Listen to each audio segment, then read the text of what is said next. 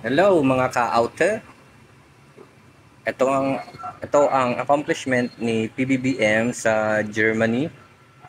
Sa unang araw pa lang nakipag-meeting ka agad siya sa business community doon. At sa unang araw pa rin nakapagtala siya o nakapag-secured siya ng investment na nagkakahalagang $4 billion. Oh, nako, napakalaking tulong para sa atin 'yon kung matutuloy. At sabi ko nga, siguradong matutuloy. Maraming meetings na pinuntahan si PBBM, yung mga CEO, presidente ng mga kumpanya, yung mga may-ari ng kumpanya.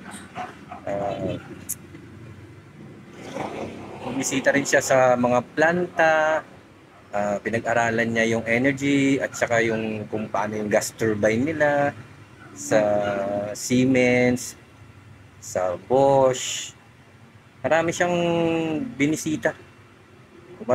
Marami siyang pinakipagmitingan sa bansang Germany. Oh, ito talaga napakasipag na presidente. Oh, hindi kagaya ng ibang presidente noon. Siya lang po sa kauna-unahang pagkakataon sa loob ng 10 taon siya nakipagpulong siya sa business community doon. Kaya Mr. President, saludo po ako sa inyo.